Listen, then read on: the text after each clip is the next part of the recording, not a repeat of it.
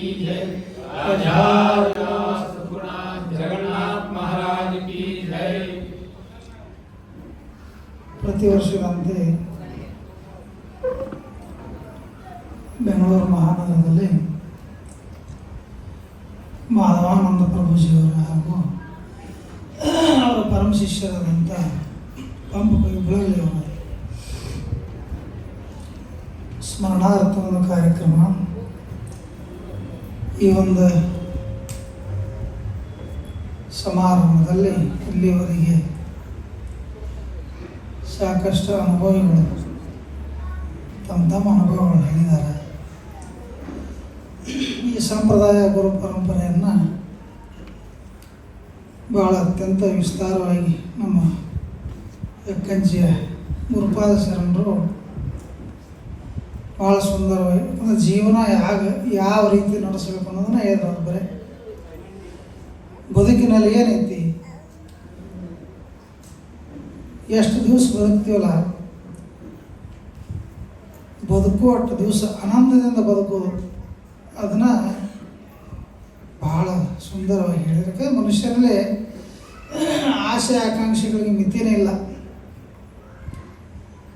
ಆದರೂ ಸಹಿತ ಅದು ಎಲ್ಲದರಿಂದನೂ ನಮ್ಮನ್ನು ಪರಿವರ್ತನೆ ಮಾಡಿ ಅಧ್ಯಾತ್ಮ ಜೀವಗಳನ್ನಾಗಿ ಮಾಡಿ ಜೀವನ ಮುಕ್ತರು ಮಾಡುವಂಥ ಸದ್ಗುರು ಸಂಪ್ರದಾಯ.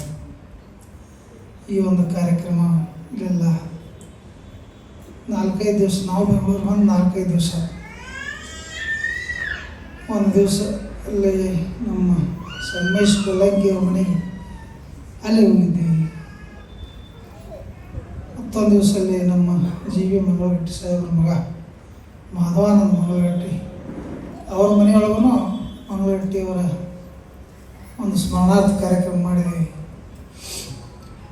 ನಿನ್ನೆನ ದಿವಸ ಈ ಮುಕ್ಕೊಂದು ಬೆಳಗಲಿ ಅವ್ರ ಮನೆಯೊಳಗೆ ಗುರುಗಳ ಹಾಗೂ ಶಿಷ್ಯರ ಸ್ಮರಣಾರ್ಥ ಕಾರ್ಯಕ್ರಮ ಸಂಕ್ಷಿಪ್ತವಾಗಿ ಅಲ್ಲಿ ಮಾಡಿದ್ದೀವಿ.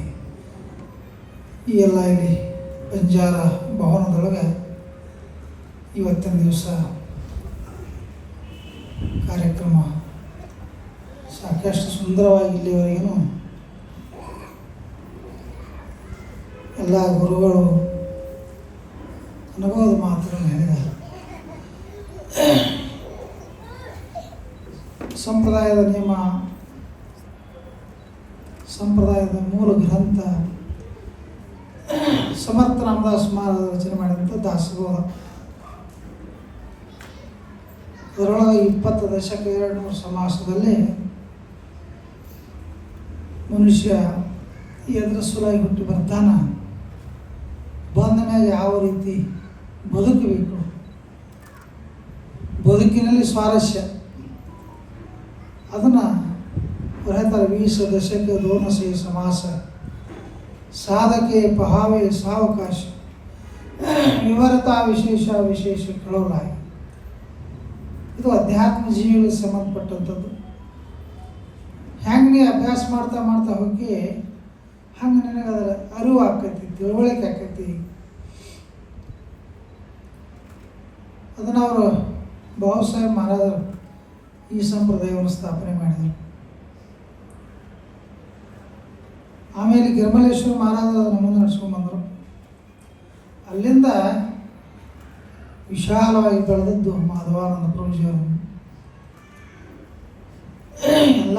ಯಾಕಂದರೆ ಬಾಬಾಸಾಹೇಬ್ ಮಹಾರಾಜರ ಶಿಷ್ಯರು, ಗಿರಿಮಲೇಶ್ವರ ಮಹಾರಾಜರ ಶಿಷ್ಯರು, ಶಿಷ್ಯ ಪರಂಪರೆ. ಯಾಕಂದ್ರೆ ನಮಗೆ ಗೊತ್ತಿಲ್ಲ ಈ ಸಂಪ್ರದಾಯದೊಳಗೆ ನಾವು ಜಿಗೇರಿ ಮಠದ ಗುರುಗಳು ಅನಿಸೋರಿಗಿನ ನಮಗೆ ಎಷ್ಟು ಮಠ ಅದಾವ ಅನ್ನೋದು ಗೊತ್ತಿಲ್ಲ. ಮುಂಬೈದಂತ ನಾವು ಹೋಗಿಲ್ಲ. ಮುಂಬೈದೊಳಗೆ ಒಂದು ಗೋರೆಗಾಂವದೊಳಗೆ ಒಂದು ಸಿದ್ದರಾಮೇಶ್ವರ ಮಹಾರಾಜ ಮಠ ಇದೆ, ನಾವು ನೋಡಿದ್ದು. ಅಲ್ಲಿ 18 ಆಶ್ರಮಗಳದಾವ ಮುಂಬೈದೊಳಗೆ. ಅಲ್ಲಿ ಹೋಗೋದಾಗಿಲ್ಲ ನಮಗೆ, ಅಂದರೆ ಅಷ್ಟು ವಿಶಾಲವಾಗಿ ಬೆಳೆದ್ಬಿಟ್ಟೈತಿ. ಇದು ಹೆಂಗಪ್ಪ ಅಂತಂದ್ರೆ ಒಂದು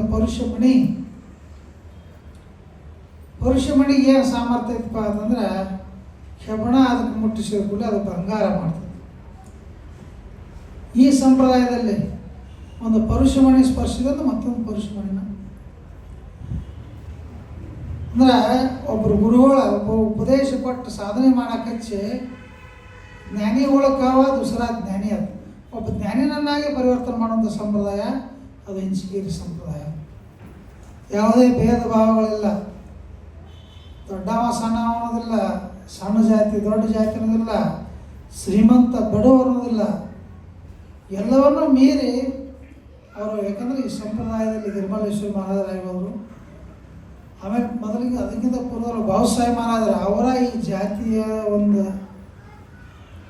ವಿಷಬೀಜವನ್ನು ಕಿತ್ತು ಹೋದಂಥವ್ರು ಬಾಬಾಸಾಹೇಬ್ ಮಹಾರಾಜರು. ಅವರು ಬ್ರಾಹ್ಮಣ ಮನೆತನದಾಗ ಹುಟ್ಟಿದ್ರು ಅವ್ರು ಬಾಬಾಸಾಹೇಬ್ ಮಹಾರಾಜರು.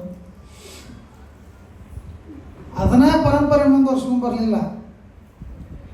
ಎಲ್ಲ ಜಾತಿ, ಎಲ್ಲ ಮತ, ಎಲ್ಲ ಪಂಥಗಳಿಗೂ ಗುರು ಉಪದೇಶವನ್ನು ಕೊಟ್ಟಂದ್ರೆ ಬಸವಣ್ಣವ್ರ ತತ್ವವನ್ನು ಆಗ ಆಚರಣೆ ಮಾಡಿದರು. ಬಸವಣ್ಣವ್ರು 12ನೇ ಶತಮಾನದೊಳಗೆ ಹೇಳ್ಯಾರ. ಆಗ ಕೆಲವೊಂದು ಅಂತರ್ಜಾತಿ ವಿವಾಹಗಳನ್ನು ಮಾಡ್ಯಾರ. ಕಲ್ಯಾಣದೊಳಗೆ ದೊಡ್ಡ ಕ್ರಾಂತಿಯನ್ನು ಆಗಿ ಹೋಗ್ತಾರೆ. ಕ್ರಾಂತಿಯ ಕಿಡಿಯನ್ನು ಹೊತ್ತಿಸಿದವರು ಬಸವಣ್ಣವರು 12ನೇ ಶತಮಾನದೊಳಗೆ. ಅದನ್ನು ಮಾಧವಾನಂದ ಪ್ರಭುಜಿಯವರು ಈ ಸಮಯದಲ್ಲಿ ಅವರೊಂದು 30-35-40 ವರ್ಷದ ಈ ಸಂಪ್ರದಾಯದ ಗುರುಗಳಾದ ನಂತರ 10,000 ಗಟ್ಟಲೆ ಅಂತರ್ಜಾತಿ ವಿವಾಹಗಳನ್ನು ಮಾಡಿದರು. ಈಗೆಲ್ಲ ಒಂದೇ ಜಾತಿ ಅದರ ಮದುವೆ ಮುಂಜಿ ಮಾಡಿ, ಇವತ್ತು ಮದುವೆ ಮರುದಿವಸ ರಿಸೆಪ್ಷನ, 3ನೇ ದಿವಸಕ್ಕೆ ಸೊಡ್ಚಿಟಿ. ಒಂದೇ ಧರ್ಮದಾಗ ಆಗ್ಯಾವ. ಇದು ನಿಂತು ನಡೀತಾವ. ಇವತ್ತು ಮದುವೆ, ಮರುದಿನ ರಿಸೆಪ್ಷನ, 3ನೇ ದಿವಸಕ್ಕೆ ಬಿಡುಗಡೆ. ನೋಡ್ಕೊತಿದ್ರು ದಿನನಿತ್ಯ ಪೇಪರ್ದಾಗ, ಮಾಧ್ಯಮದಾಗ ನೋಡ್ಬೋದು. ಯಾಕಂದರೆ ಅವ್ರೇನು ಮಾಡಿವೆಲ್ಲ ಮಾಧವಾನಂದ ಪ್ರಭುಜರು ಆ ಸಮಯದಲ್ಲಿ. ಅವು ಇಲ್ಲಿವರೆಗೂ ತಲೆ ಅಂದರೆ 2-3 ತಲೆಮಾರ ಆಗ ಅಂತರ್ಜಾತಿ ವಿವಾಹ ಮಾಡಿದ್ರು. ಮೊಮ್ಮಕ್ಕಳು ಮರಿಮಕ್ಕಳು ಸಹಿತ ನೋಡುವಂಥ ಭಾಗ್ಯ ಆಗಿ ನಮ್ಮ ಮಂದಿಗೆ. ಅಂದ್ರೆ ಜ್ಞಾನಿಗಳು ಏನು ಉತ್ಸಾಹ ಮಾಡ್ತಾರೆ ಅದು ಆಕೈತಿಲ್ಲ.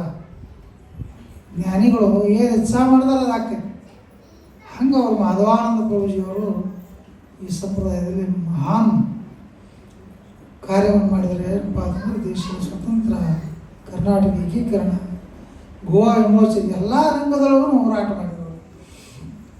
ಅವರು ತಮ್ಮ ಶಬ್ದದೊಳಗೆ ಹೇಳ್ತಿದ್ರು, ಅವ್ರು ಆಗಿನ ಸಮಯದಲ್ಲಿ ಬ್ರಿಟಿಷರ ವಿರುದ್ಧ ಹೋರಾಟ ಮಾಡುವಂಥ ಟೈಮ್ದಾಗ ಹೋರಾಟ ಮಾಡಿ ಸ್ವತಂತ್ರ ತಗೊಂಡ ನಂತರ ತಮ್ಮ ಪ್ರವಚನದಾಗ ಹೇಳ್ತಿದ್ದಾರೆ, ಆಗಿನ ಸಮಯದೊಳಗೆ, ಹೋರಾಟದ ಸಮಯದೊಳಗೆ 60,000 ಗಟ್ಟಲೆ ಮಠಾಧೀಶರಿದ್ದ. ಈಗ ನಮ್ಮ ಕರ್ನಾಟಕ, ನಮ್ಮ ಭಾರತ ದೇಶದೊಳಗೆ 60,000 ಮಠಾಧೀಶರಿದ್ದರೆ ಅವರೆಲ್ಲ ಬ್ರಿಟಿಷರಿಗೆ ಅವ್ರ ಶಬ್ದ ಉಪಯೋಗ ಮಾಡ್ತಾರೆ, ಬೇಡ ಡೊಗ್ಗಿ ನಡೀತಿದ್ರು ಅಂತಿದ್ರು ಅವರು. ಎದ್ರ ಸಲ ಆಗೈತಂದ್ರೆ, ನನಗೊಂದು ಮಠ ಕಟ್ಟಿ ಕೊಡು, ನನ್ನ ಮಠಕ್ಕೊಂದು 500 ಎಕರೆ ಜಮೀನು ಕೊಡುತ್ತೆ ಕೇಳಿ ಪಡ್ಕೊಂಡು ಆ ಮಠದ ಗುರುಗಳಾಗಿ ಬದುಕವ್ರು. 60,000 ಮಠಾಧೀಶರಿದ್ರು ಸ್ವಾತಂತ್ರ್ಯ ಸಲ ಹೋರಾಟ ಅವ್ರು ಮಾಡಲಿಲ್ಲ. ಅದನ್ನು ಮಾಧವಾನಂದ ಪ್ರಭುಜಿಯವರ ಒಬ್ಬ ಮಠಾಧೀಶರಾಗಿ, ಒಬ್ಬ ಗುರುಭಕ್ತರಾಗಿ, ಒಬ್ಬ ಆತ್ಮಜ್ಞಾನಿಗಳಾಗಿ, ಅವತಾರ ಪುರುಷರಾಗಿ ಆ ಕಾರ್ಯದಲ್ಲಿ ಭಾಗಿಗಳಾದರು. ಅವರು ಗುಪ್ತವಾಗಿ ಎಲ್ಲ ಗಾಂಧೀಜಿಯವ್ರ ಜೊತೆಗೆ, ಸುಭಾಷ್ ಚಂದ್ರ ಬೋಸ್ರವ್ರ ಜೊತೆಗೆ, ಅನೇಕ ಈ ಒಂದು ಸ್ವತಂತ್ರ ಸೇನಾನಿಗಳ ಜೊತೆಗೆ ಒಡನಾಟ ಮಾಡಿ ಆ ಕಾರ್ಯವನ್ನು ಪೂರ್ಣ ಮಾಡಿದರು ಮಾಧವಾನಂದ ಪ್ರಭುಜಿ. ಹಂಗೆ ಆ ಒಬ್ಬ ಮಹಾಪುರುಷರು, ಯಾಕಂದರೆ ಇಲ್ಲಿವರೆಗೆ ಸಾಕಷ್ಟು ವಿಷಯಗಳನ್ನು ಹೇಳಿದ್ದಾರೆ. ಇವರೆಲ್ಲ ಒಡನಾಡಿಗಳವರು, ಪಂಪಗಳು ಬೆಳಗ್ಲವರು, ಭೀಮಣ್ಣ ಬೆಳಗ್ಲವರು, ಮಾಧವಾನಂದ ಪ್ರಭುಜಿಯವರು ಗರಡಿ ಮನೆಯೊಳಗೆ ಬೆಳೆದವರು. ಅವ್ರೇನು ಆದೇಶ ಮಾಡ್ತಾರಲ್ಲ ಅದನ್ನು ಅವ್ರು ಯಶಸ್ವಿಗೊಳಿಸ್ತಾ ಇದ್ದಾರೆ. ಬೆನ್ನ ಹತ್ತಿ ಮಾಡ್ತಿದ್ರು. ಅವರು ದೇವರ ಆದೇಶವನ್ನು ಅತ್ಯಂತ ಪರಿಪಾಲನೆ ಮಾಡೋರು. ಇಂಥವ್ರು 1000 ಮಂದಿ, ಒಬ್ಬರೇ ಬರುತ್ತಲ್ಲ ನಮ್ಮ ಸ್ವಾಮಿಗಳು ಹೇಳಿಲ್ಲ, ಒಂದೊಂದು ಕೆಲಸಕ್ಕೆ ಒಬ್ಬೊಬ್ಬರು ಕಾನೂನುಬದ್ಧವಾಗಿ ಮಾತ್ರ ಹೋಗೋದಿತ್ತಂದ್ರೆ ಅವ್ರ ಪಂಪ ಬೆಳಗಲಿ ಆಗಲಿ ಮತ್ತು ಯಾರು ಇಂಥದ್ದು ಹೇಳೋರು.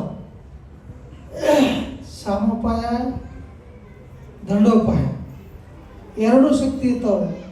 ಯಾಕಂದರೆ ಅವ್ರಿಗೆ ಅದನ್ನೆಲ್ಲ ಮಾಡೋಣ. ಅವ್ರಿಗೆ ಏನಂದ್ರೆ ಗುಂಡಾ ಮಹಾದೇವಪ್ಪ ಅಂದ್ರೆ ಅಲ್ಲಿ ಆಗಿನ ಟೈಮ್ದಾಗ ಎದ್ರ ಸಲುವಾಗಿ ಗುಂಡಾ ಮಹಾದೇವಪ್ಪ ಅನ್ಸ್ಕೊಂಡಂದ್ರೆ,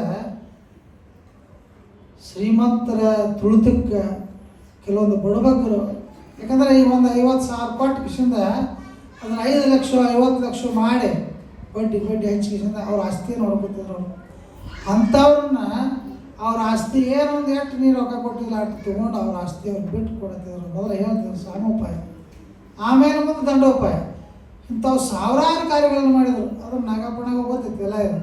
ಅವರ ಅದರೊಳಗೆ ಯಾಕಂದ್ರೆ 8 ಎಕರೆ ಜಮೀನು ಮಾಧವಾನಂದಪುರದ ಆದೇಶಾನುಸಾರವಾಗಿ ಅವ್ರು ಯಾರೋ ಆಗಿನ ಟೈಮ್ದಾಗ ಒಬ್ರು ಜಮೀನು ಮಾಡ್ತಿರೋದು. ಮಾಡುವಂಥ ಸಂದರ್ಭದಲ್ಲಿ ದೇವ್ರು ಹೋದ್ರ ಅವ್ರ ಮನೆಗೆ 30-40 ವರ್ಷಗಟ್ಟಲೆ ಉಳುವವನೇ ಭೂ ಒಡೆಯ ಆಗ್ತದಿಲ್ಲ. ಅವ್ರ ಮನೆಗೆ ಹೋಗಿ ಅದು ಏನೋ ಒಂದು ಕಾನೂನುಬದ್ಧವಾಗಿ ಎಲ್ಲ ಟೆನೆಂಟ್ ತಿದ್ದಿಲ್ಲ, ಅದಕ್ಕೆ ನೀವು ಅರ್ಜಿ ಹಾಕು, ಅದಕ್ಕೆ ರೊಕ್ಕ ತುಂಬು, ಅದಕ್ಕೆ ಆಸ್ತಿ ಆಗ್ತದೆ. ಇವ್ರ ತಂದೆಯವರು ನಮಗೆ ಇಲ್ಲಿವರೆಗೆ ಅವ್ರು ಅನ್ನ ಹಾಕ್ಯಾರ, ಅವ್ರು ವಿರುದ್ಧ ಮಾಡಿ ನಾ ಆದೇಶ ಮಾಡ್ತೀನಿ ಮಾಡಂತೇಳಿ ಸ್ವಂತ ತಮ್ಮ ಕಿಶೆದಲ್ಲಿ ರೊಕ್ಕ ತೆಗೆದು ಕೊಟ್ಟ ಅದನ್ನು ಮಾಡಕ್ಕೆ ಹಚ್ಚಿದ್ರು. ಹಿಂಗೆ ಕೊಜೆನೊಟ್ಟಿ ಮಹಾರಾಷ್ಟ್ರದ ಕೊಜೆನವಾಡಿ ಅಲ್ಲಿ 100 ಎಕರೆ ಎಲ್ಲ ಸರ್ಕಾರಗಳಿದ್ದವು. ಸರ್ಕಾರ ಆಸ್ತಿಯನ್ನು ರೈತಾಪಿಗಳು ಮಾಡಿದ್ರು. ಅದಕ್ಕೆ ಅವರು ಹೋರಾಟ ಮಾಡೋದ್ರಿಂದ ಅವ್ರಿಗೆ ಏನೇನೇನೋ ಜನರು ಏನೇನು ಆಗ್ತದೆ, ಚಲೋನ ಆಗ್ತಿದ್ರು, ಕೆಟ್ಟ ಹೋಗ್ತಿದ್ರು. ಹಂಗೆ ಎಲ್ಲ ರಂಗದೊಳಗೂ ಅದರ ಅವಶ್ಯಕತೆ ಈ ಒಂದು ಪೀಠಾಧಿಪತಿಗಳಾದ ನಂತರ ಅದರ ಅವಶ್ಯಕತೆ ಇರುವುದಿಲ್ಲ. ಆದರೆ ಅವ್ರು ಎಲ್ಲ ಥರದ ರಂಗದೊಳಗೆ ಯಾಕಂದ್ರೆ ನೊಂದವರು ದಲಿತರನ್ನ ಎತ್ತಿ ಹಿಡಿಯುವ ಸಲುವಾಗಿ ಅಂಥ ಕಾರ್ಯದಲ್ಲಿ ಅವರು ಭಾಗಿಗಳಾದ್ರು ಅಂಥೇಳಿ ಅವರೊಬ್ಬ ವೀರ ಸನ್ಯಾಸಿ ಅನಿಸ್ಕೊಂಡ್ರು. ಅಂಥ ಒಬ್ಬ ಮಾಧವಾನಂದ ಬೇಕಂದ್ರೆ ಈ ಜೀವನ ಭಾಳ ಸೂಕ್ಷ್ಮ ಐತಿ. ಎಲ್ಲ ಸ್ವಾಮಿಗಳು ಸಾಕಷ್ಟು ವಿಷಯ ಇದಿಲ್ಲ. ಹಂಗೆ ಈ ಪ್ರಪಂಚನೂ ಭಾಳ ಅದನ್ನು ಯಾಕೆ ನಂಬಿ ಕೆಟ್ಟವರೆಲ್ಲೋ ರಂಗಯ್ಯ ನಿನ್ನ ನಂಬಲಾರದೆ ಕೆಟ್ಟವರು. ಪ್ರಪಂಚ ಹೌದು, ಪ್ರಪಂಚ ಸಂಪತ್ತೂ ಇರಬೇಕು ಮನುಷ್ಯನಿಗೆ, ಆದರೆ ಸಂಪತ್ತಿನಲ್ಲಿ ಸಂಸ್ಕಾರನೂ ಭಾಳ ಮುಖ್ಯ. ಸಂಸ್ಕಾರದಿಂದ ವಂಚನೆ ಇದೆಲ್ಲ ಈ ಮಹಾನಗರದೊಳಗೆ ದಿನ ಲಕ್ಷಗಟ್ಟಲೆ ಎಂಥವು ಕಾರ್ಯಗಳು ನಡೀತವೆ, ವ್ಯವಹಾರಗಳು ನಡೀತವೆ. ಅಂದರೆ ತಾಯಿ ತಂದೆ ಸಂಬಂಧಿಕರು ಅಂತ ಒಂದು ಯಾವುದನ್ನು ಹೇಳ್ಕೊಳ್ಳೋ ಬರೇ ಸಂಪತ್ತು ಸಂಪತ್ತು ಸಂಪತ್ತು ಸ್ತ್ರೀ ಸ್ತ್ರೀ ಪುರುಷ ಅಂದರೆ ಎಷ್ಟು ಸೂಕ್ಷ್ಮ ಐತಿ ಜೀವನನೂ ಅಷ್ಟೇ ಸೂಕ್ಷ್ಮ ಐತಿ.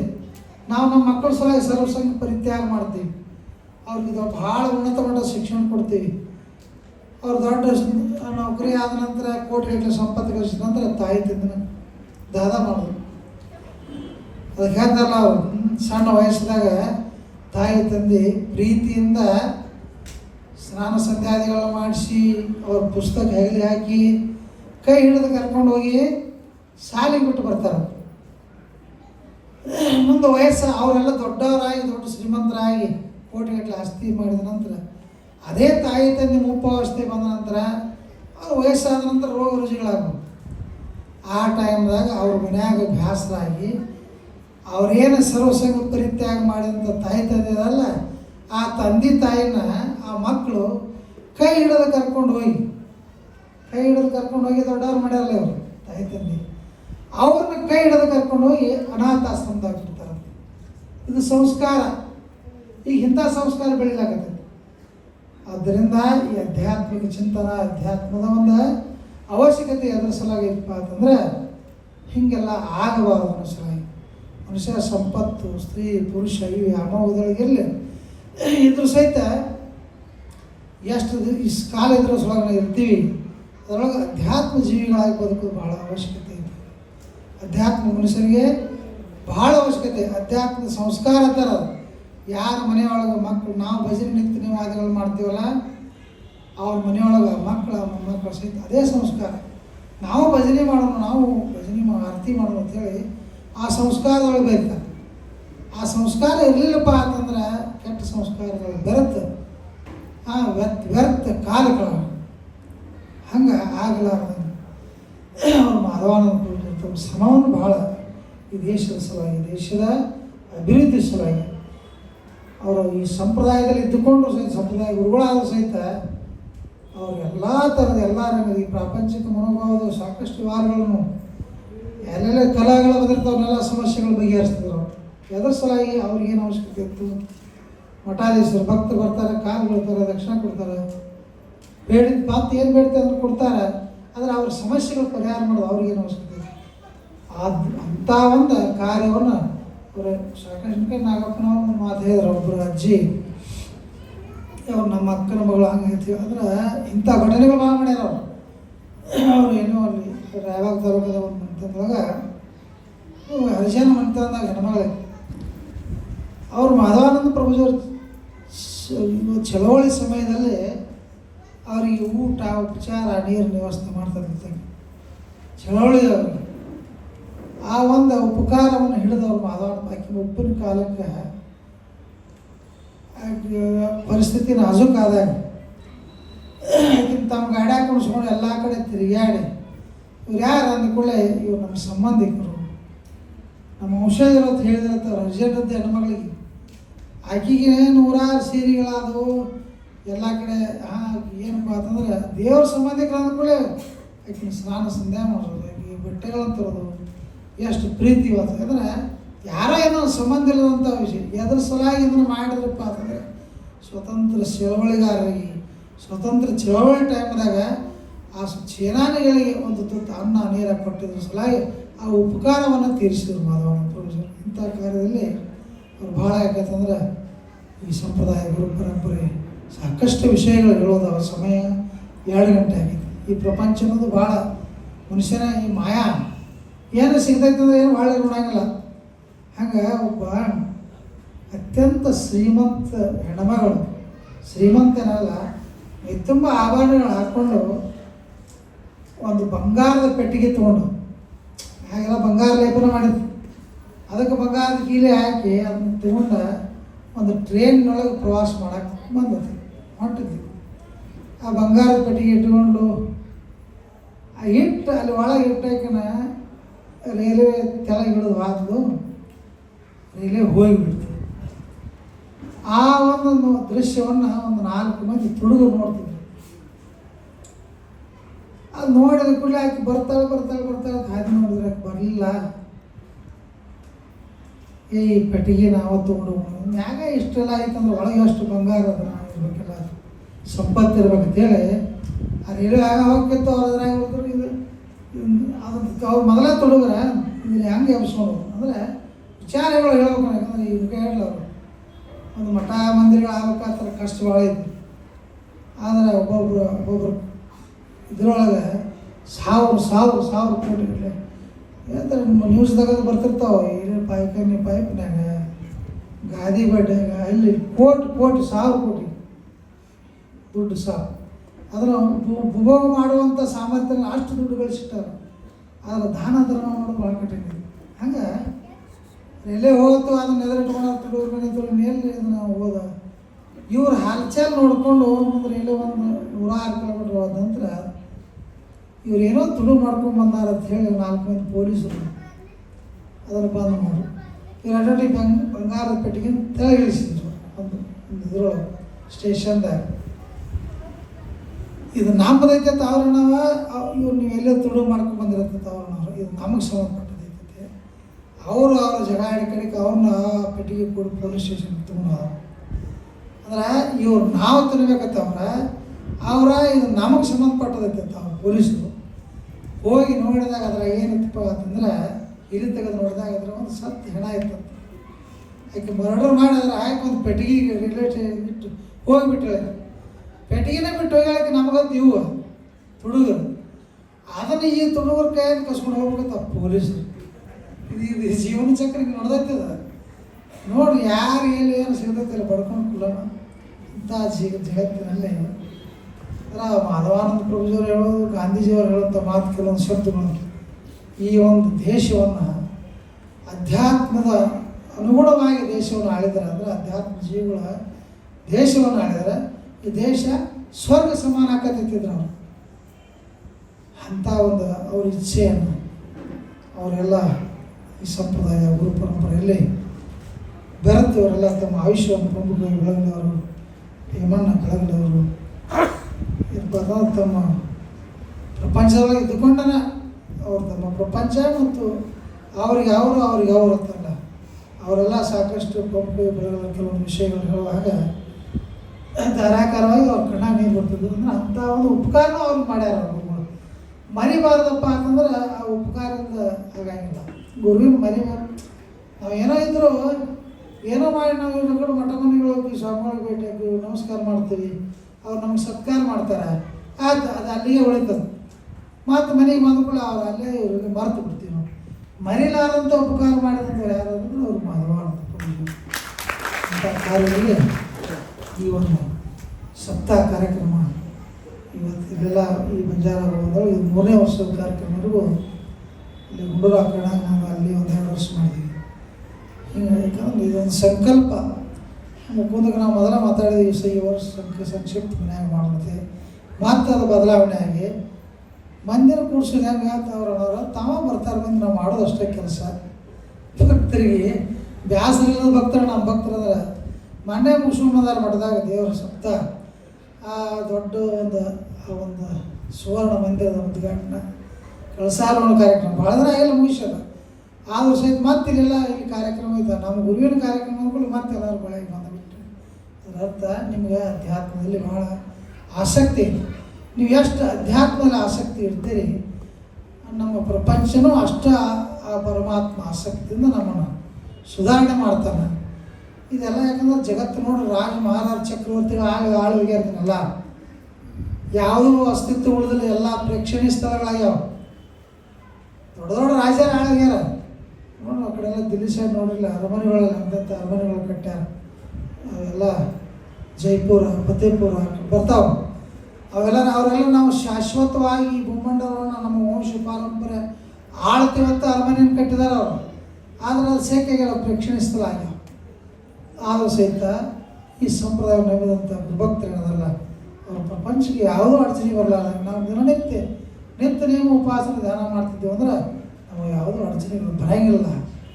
ನಮ್ಮ ಬಂದಂಥ ಒಂದು ಸಮಸ್ಯೆಗಳನ್ನು ಪರಮಾತ್ಮ ದೂರ ಮಾಡ್ತಾನೆ. ಅದಕ್ಕೆ ಹೇಳ್ತಾರೆ ನಿತ್ಯ ನೇಮಿ ದೇವ ಭೇಟಿ, ನಿತ್ಯ ನೇಮಿ ಬಹುಸಾಗರ ತುಟಿ, ನಿತ್ಯ ನೇಮಿ ಪಾವಿಜತೆ ಉತ್ತಮ ಪದ. ನಮ್ಮ ಉತ್ತಮ ಪದವಿಗೆ ಓದು ಮುಟ್ಟಿಸೋದು ಯಾವುದಪ್ಪ ಅಂತಂದ್ರೆ ಸದ್ಗುರು ನಾಮಸ್ಮರಣೆ. ಅದನ್ನು ನಾವೆಲ್ಲರೂ ಇವತ್ತಿನ ದಿವಸ ಮಾಧವಾನಂದ ಪೂಜೆ ಸ್ಮರಣಾರ್ಥ ಈ ಕಾರ್ಯಕ್ರಮದಲ್ಲಿ ಭಾಗಿಯಾದ ಎಲ್ಲರೂ ಭಾಳ ಆಸಕ್ತಿಯಿಂದ ಬಂದಿರಿ. ನೀವೆಲ್ಲ ಸಮಯನ 2 ಗಂಟೆ ಮೀರೈತಿ. ಇವೆಲ್ಲ ಪ್ರಸಾದ ವ್ಯವಸ್ಥೆ ನಾನು 5-10 ನಿಮಿಷ ಆರತಿ ಆಗಿ ಕಾರ್ಯಕ್ರಮ ಮುಕ್ತಾಯ ಸಮಾರಂಭ. ನಾವೆಲ್ಲ ಈ ಕಾರ್ಯಕ್ರಮಕ್ಕೆ ಬಂದು ಕಾರ್ಯಕ್ರಮ ಅತ್ಯಂತ ಸುಂದರವಾಗಿ ಆಚರಣೆ ಮಾಡಿ ಪುಷ್ಪವೃಷ್ಟಿ ದಾಸೋಹ ಪಾರಾಯಣ ಆಗ್ತೀವಿ, ಪುಷ್ಪವೃಷ್ಟಿ ಆಗ್ತದೆ. ಎಲ್ಲರೂ ಶಾಂತ ರೀತಿಯಿಂದ ಕಾರ್ಯಕ್ರಮ ಮುಗಿಸಿ ತಮ್ಮ ಊರುಗಳಿಗೆ ಹೋಗಬೇಕಾಗಿ ವಿನಂತಿ.